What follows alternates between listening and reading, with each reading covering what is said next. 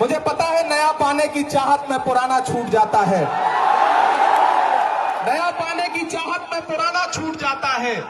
तुझे अपनाऊं तो मुझसे जमाना रूठ जाता है। मोहब्बत पढ़ने लिखने में बहुत आसान है, लेकिन मोहब्बत को निभाने में पसीना छूट जाता है। उन्हीं को कातिल कहेगी दुनिया, हमारा ही कत्लेआम होगा। हम ही को कातिल कहेगी दुनिया, हमारा ही कत्लेआम होगा। हम ही कुएं खोदते फिरेंगे, हम ही पे पानी हराम होगा। नहीं, ऐसा नहीं होगा, कभी ऐसा नहीं होगा।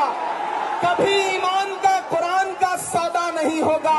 हमें तुम कत्ल कर दो शौक से मंजूर है, लेकिन शरीयत के किसी मुद्दे पे समझौता नहीं होगा कि हम आतिशे सोजा में भी हक बात कहेंगे, कुंदन की तरह दहर में ताबिंदा रहेंगे।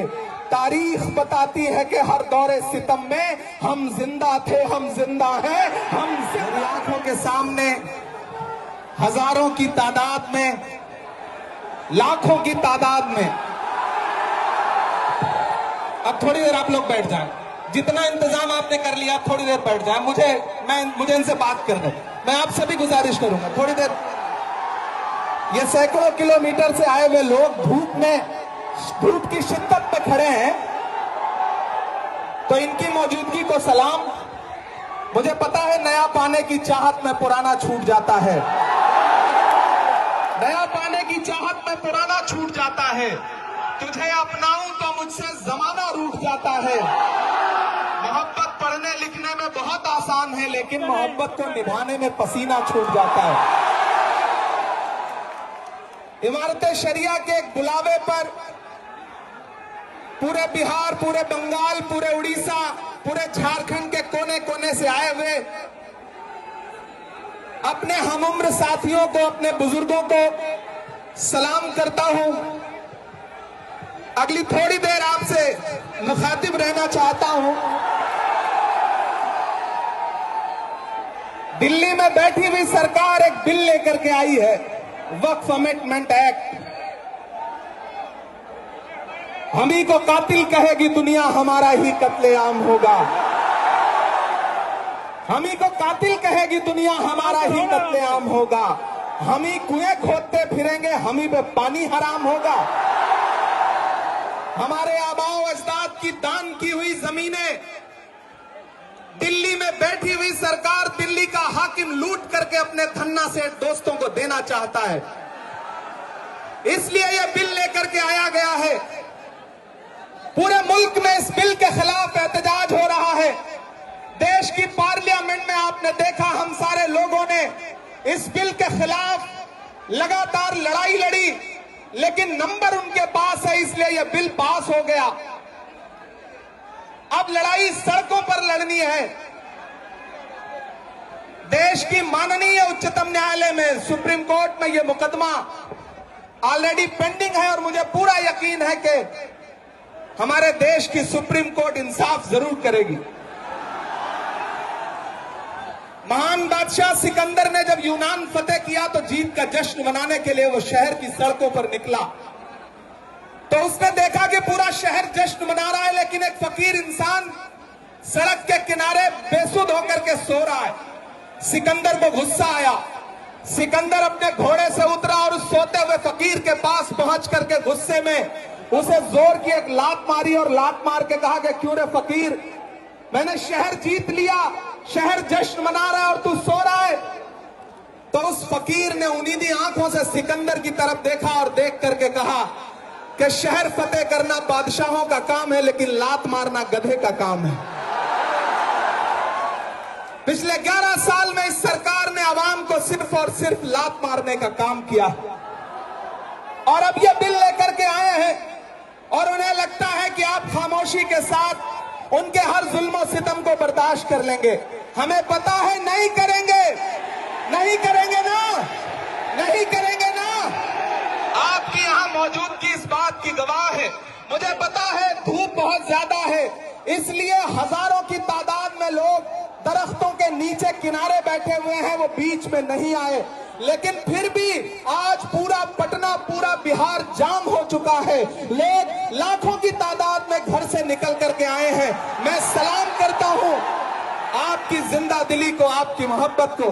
फैसल रहमानी साहब के एक बुलावे पर मैं उनको भी सलाम कर रहा हूं।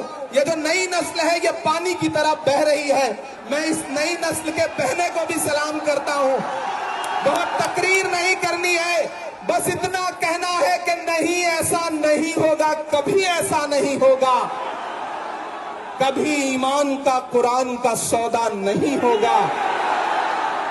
बिहार वालों, बताना, दिल्ली तक अपनी आवाज पहुंचाना कि नहीं, ऐसा नहीं होगा, कभी ऐसा नहीं होगा, कभी ईमान का कुरान का सौदा नहीं होगा।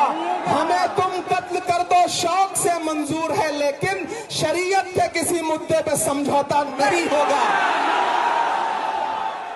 एक आखिरी बात आपसे कह रहा हूं साथियों, आप एक चीज जहन में बिठा के रखना कि अगर ये बिल लोकसभा में आया और इसकी हिमायत में अगर 250 से ज्यादा वोट पड़े, 288 वोट पड़े, तो इस बिल की मुखालफत में लोकसभा में 232 वोट पड़े। लोकसभा में मुसलमान सांसद सिर्फ 24 हैं, तो 200 से ज्यादा इस देश के हिंदू भाई, दलित भाई, सिख भाई, ईसाई भाई जो मेंबर ऑफ पार्लियामेंट हैं, वो लोकसभा में रात के 3:30 बजे तक इस बिल के खिलाफ वोट कर रहे थे और आपसे कह रहे थे कि हम आपके साथ खड़े हैं। ये है इस मुल्क की गंगा जमनी तहजीब। यह जो लहराता हुआ तिरंगा है, इस तिरंगे में जो आपका रंग है और जो उसके ऊपर अमन का रंग है, भाईचारे का रंग है, उसके ऊपर भी जो रंग है, ये तीनों रंग मिलकर कह रहे हैं कि ये मुल्क नरेंद्र मोदी जी की जागीर नहीं है, ये मुल्क हिंदुस्तान के हर इंसान का है, हर इंसान का है।